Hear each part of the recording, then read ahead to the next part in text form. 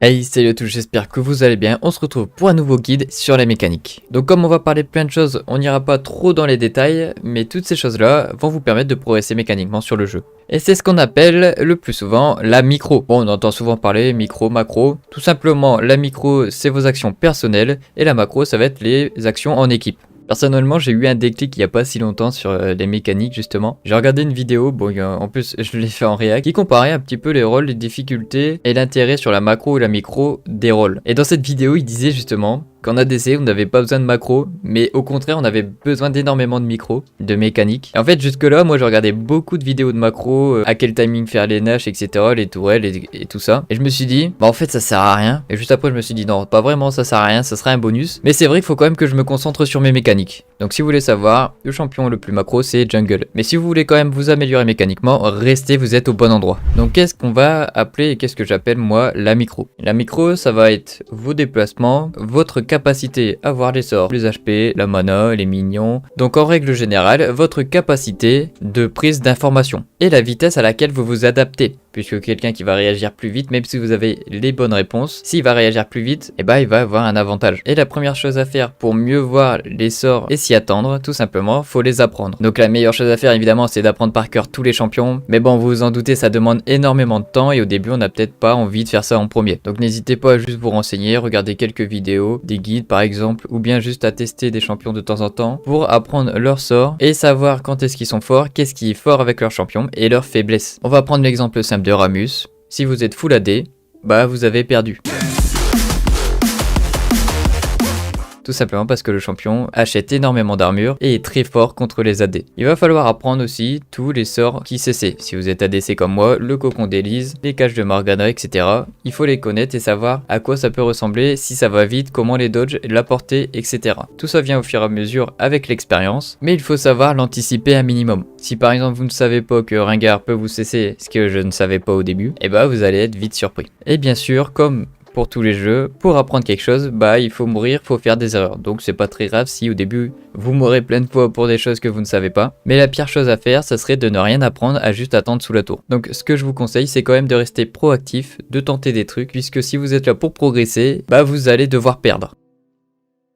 Parce que si vous n'avez rien tenté pendant 30 minutes de game et que vous êtes là à dire que c'est la faute de vos alliés, bah vous avez juste perdu 30 minutes de game. Donc dans un 1 contre 1, c'est celui qui va mieux connaître son champion et celui adverse qui va avoir l'avantage. Donc ce que je vous conseille, c'est d'avoir un pool de 2-3 champions que vous connaissez bien, vous avez bien joué, que vous arrivez à réaliser les combos avec, vous connaissez ses items, ses dégâts, comment s'adapter, comment gérer les waves et des petites astuces qui par-ci par-là peuvent vous donner l'avantage. Parce que si vous voulez tout savoir sur un champion, le plus important c'est de regarder des vidéos des gens plus forts, demander des conseils. Puisque même après 500 games de jeu, on peut ne pas avoir remarqué quelque chose sur un champion. Donc c'est pour ça que c'est très important de regarder des joueurs plus forts, comme des streamers ou des pros. Et il y a aussi plein de vidéos YouTube, comme je fais, pour expliquer un peu les combos des champions. Tout le monde n'a pas toutes les réponses et c'est pour ça qu'il faut se renseigner à plein d'endroits différents. Ce que je vous conseille aussi, c'est qu'avant de lancer des ranked, vous pouvez pendant 5-10 minutes, si vous avez un champion mécanique, aller en entraînement. En allant en entraînement, vous faites vos combos les plus simples, même les plus compliqués, tout simplement pour vous échauffer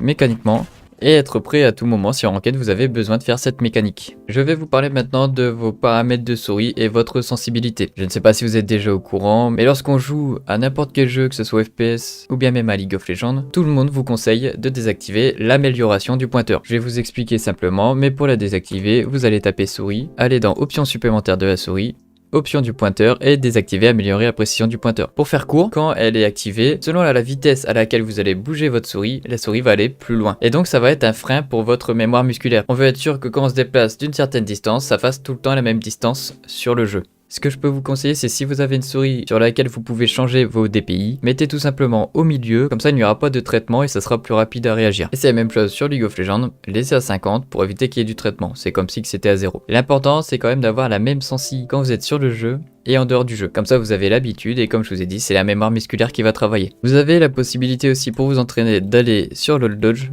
bon là ça lag un petit peu parce que j'ai pas mis de l'accélération matérielle, ou bien au-dessous, un autre jeu qui va vous permettre d'améliorer en plus de ça votre tempo, un peu votre timing. Et c'est un jeu qui est beaucoup apprécié par les joueurs de League of Legends. Mais le jeu est un peu plus compliqué à prendre en main, donc si vous voulez, je peux faire un petit guide pour débuter sur Osu si vous le souhaitez. N'hésitez pas à me le dire dans les commentaires. En plus de ça, ça va diminuer votre temps de réaction puisque vous allez pouvoir augmenter les niveaux et la difficulté du jeu. Tout ça en musique, donc en vrai l'ambiance est plutôt cool. Quand vous avez marre de jouer à League of Legends, vous pouvez tout simplement jouer à Osu pour vous entraîner. Et n'importe quel autre site pour entraîner votre aim comme vous le faites sur les FPS peut marcher évidemment. Si vous avez l'habitude de faire autre chose, vous pouvez le faire. Ok, bon, j'ai été jusqu'au bout, j'ai fait 2 minutes 17, dites-moi en commentaire, faites-le. C'est aimtrainer.io, dites-moi si vous avez fait mieux. Je vais maintenant vous parler de toutes les notions à apprendre et à améliorer au fur et à mesure de votre progression. La première chose à savoir, ça va être le hit and run. Et ce, peu importe le champion. Même si vous jouez à mêlée, il va falloir apprendre hit and run. On peut appeler ça aussi kiting. Et pour les ADC, on va utiliser le Q-click. J'ai déjà fait une vidéo pour expliquer un peu le kiting et le Q-click. N'hésitez pas à aller la voir si vous souhaitez. Pour vous expliquer le hit and run, tout simplement, c'est de mettre une auto-attaque et de se déplacer pendant l'animation de l'auto-attaque. Et surtout, quand c'est la fin de l'animation d'auto-attaque. Donc dès que le projectile est parti, vous allez pouvoir vous déplacer. Donc là, je fais sans Q-click, là, je fais avec Q-click. Et donc ça va être assez important pour faire du DPS et en même temps d'esquiver des sorts. Et ce, comme je vous ai dit, même si vous êtes un mêlée. Pour un ADC, ça va être, la plupart du temps, ça va être pour reculer ou même pour avancer. Si vous voulez juste esquiver des sorts, faites du droite-gauche.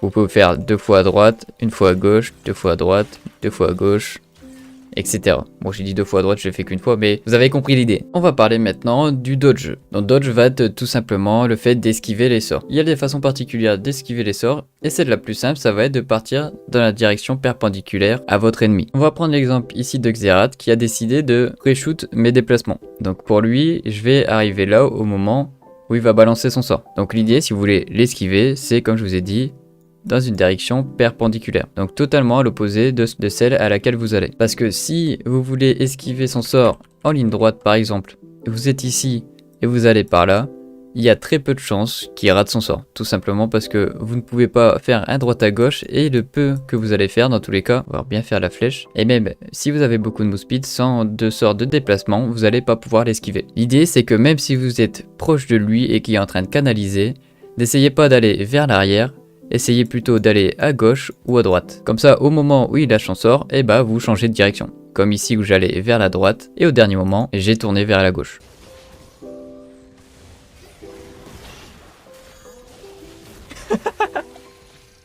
Évidemment, si vous voulez fuir en même temps, allez plutôt choisir des trajectoires en diagonale, ce qu'on appelle faire des zigzags. Vous pouvez esquiver des sorts dans toutes les directions. Donc s'il y a un ennemi par ici, comme je vous ai dit, vous pouvez faire plutôt du gauche-droite pour esquiver des sorts comme ça. Évitez d'aller tout le temps tout droit, ou bien si vous le faites, préparez-vous à cliquer à droite ou à gauche pour esquiver. La plupart du temps quand on va fuir, on va pouvoir fuir comme ça. Et dans ces moments-là, la meilleure chose à faire pour esquiver, comme je vous ai dit, c'est perpendiculaire, donc ça va être ici, ou bien vers le haut. Donc vous allez esquiver soit comme ça, soit comme ça. Bien sûr, arrivé à un certain niveau, ils pré-shootent cela. Bon, ils peuvent pas savoir à l'avance où est-ce que vous allez, c'est pour ça qu'ils vont apprendre votre pattern. Si vous esquivez tout le temps vers le bas, bah ils vont pré-shoot vers le bas. Si vous esquivez tout le temps vers le haut, et bah ils vont pré-shoot vers le haut. Donc l'idée c'est d'essayer de varier, et si la situation est pas trop dangereuse, juste au pire encaisser en allant tout le temps tout droit. Et c'est pour ça que même dans des matchs pro, sur des sorts qui sont dodgeables, on se demande pourquoi les pros ils préfèrent flash d'essayer de dodge. Et bah tout simplement on va pas prendre de risques, parce qu'arrivé à un certain niveau, on sait pas si on va se faire pré-shoot ou pas. On respecte ses adversaires et donc on va utiliser le flash. Mais pour bien dodge, la meilleure chose à faire c'est de connaître les sorts. Et pour ça, comme je vous ai dit au début, bah faut apprendre tous les champions. Puisque tous ceux qui connaissent Nautilus savent à quel point son grab peut toucher même quand il touche pas. Une astuce que je peux vous donner, qui est naturellement utilisée par les joueurs de très haut elo, ça va être le fait de cliquer plus souvent et proche de votre champion. C'est tout à fait logique, mais si vous êtes loin de votre champion, vous allez avoir beaucoup plus de trajectoires à faire pour changer de direction. Alors que si vous cliquez rapidement proche de votre champion, vous allez pouvoir changer de trajectoire plus facilement. Et surtout être moins prévisible, puisque si vous faites des grands pas comme ça, vous allez vite être prévisible. Bon, évitez quand même de faire du surplace en faisant ça, puisque bah vous dodgez pas, vous restez sur place finalement. On voit beaucoup de joueurs faire ça. L'idée ça va être de le faire un peu en bas, de le refaire en haut,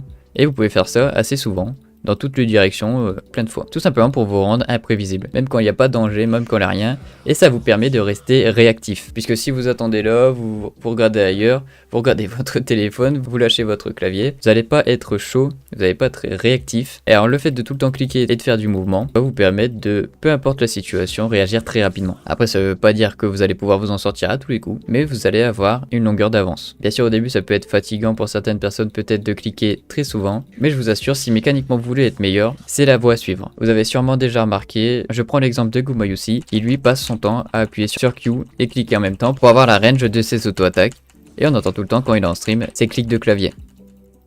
Une chose aussi à apprendre, ça va être le warding. Ça fait pour moi aussi partie de la micro. On met in ward ici pour le timing. Vous avez pris l'information sur le jungler ou pas. Si vous avez l'information jungler top, vous n'allez pas la mettre. Et la prise d'information générale avec la minimap. Pour ça, il y a des solutions. Il y a même des vidéos YouTube avec des alertes tous les 3 secondes qui vous dit de regarder votre minimap. Moi, je n'ai jamais utilisé ça. J'ai toujours essayé de regarder le plus souvent possible. Mais c'est vrai que parfois, je rate certaines informations. Et c'est un point qu'on peut constamment améliorer. Petite astuce pour les wards, si vous voulez savoir si elles sont dans le bush tout simplement, on voit que le curseur passe en vert lorsqu'elles se posent dans le bush. Donc selon votre rôle, les wards vont être différentes. Et donc je vous conseille d'aller regarder quelques vidéos. Je n'ai pas encore fait mais je risque peut-être d'en faire. Alors restez à l'affût. Vous trouvez pas joli le Varus là avec le chroma vert? Bon, comme vous avez pu voir, on va parler de farm.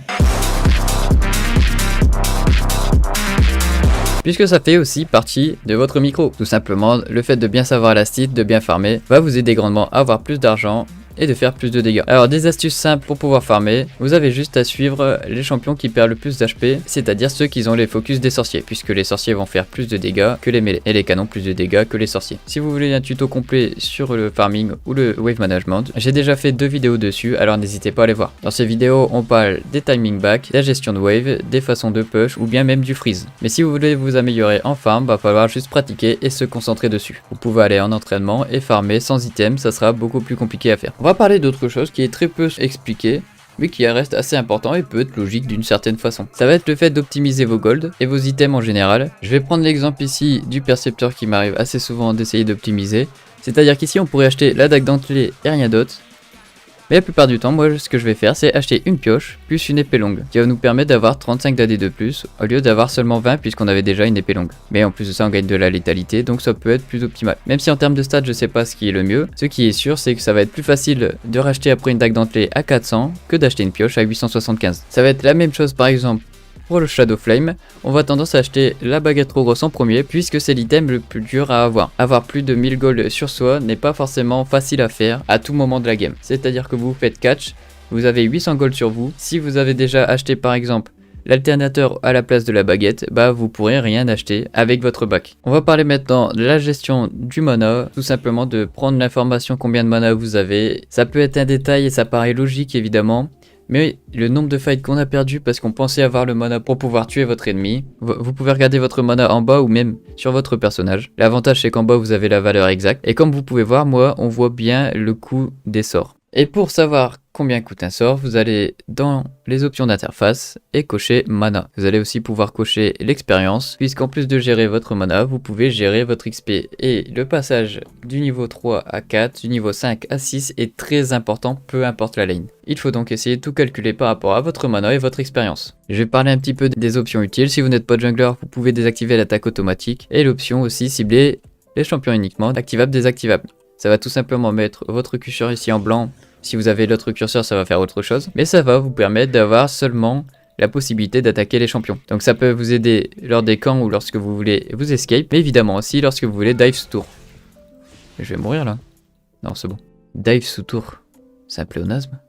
Oui, j'ai été sur internet pour savoir comment ça s'appelait, je savais plus. Et le dernier point qu'on va parler de cette vidéo, ça va être le positionnement et le timing. Pour ce point là, il n'y a pas de règle écrite et stricte pour toutes les games, pour toutes les situations. Ça se fait à l'expérience. Il y a bien une façon de l'améliorer, mais là-dessus je pourrais pas trop vous aider. Ça va être le simple fait de regarder des vidéos ou bien de regarder votre replay. Tout simplement, lorsque vous perdez un fight, vous allez revisionner et vous vous demandez pourquoi vous êtes mort. Est-ce que si vous positionnez là, est-ce que si j'attendais son R? Et c'est des choses que vous allez apprendre au fur et à mesure en regardant vos replays. Ou bien ceux de joueurs pro et vous leur demandez pourquoi ils ont fait ça. Je vais vous donner un exemple très simple. Au lieu de faire vos invades par ici, vous allez pouvoir faire des invades par la mid lane.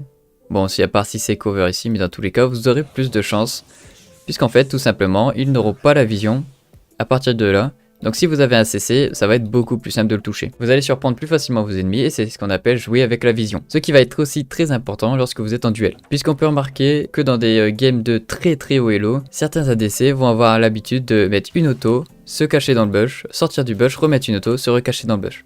Ce qu'il faut savoir, c'est lorsque vous êtes dans le bush et que vous mettez une auto-attaque, ils ont la vision sur vous pendant quelques secondes, ça doit être 2 ou 3. Donc l'idée c'est de sortir, aller dans le bush pour l'empêcher à vous de vous attaquer et de voir où est-ce que vous allez, de ressortir, de remettre une auto et de jouer avec la vision comme ça. Ça c'est une mécanique plutôt avancée, mais ça peut être sympa de le savoir. J'espère que la vidéo vous aura plu, n'hésitez pas à mettre un j'aime et à la partager. Restez à l'affût, je risque d'en faire pas mal. Si vous avez des questions, n'hésitez pas à me le dire dans les commentaires. Je me renseigne un peu sur tous les sujets avant de faire une vidéo. Je pense avoir parlé de tout ce qui peut vous aider mécaniquement à progresser. Maintenant, c'est à vous de faire le taf et je vous dis à plus pour une prochaine vidéo. Ciao ciao.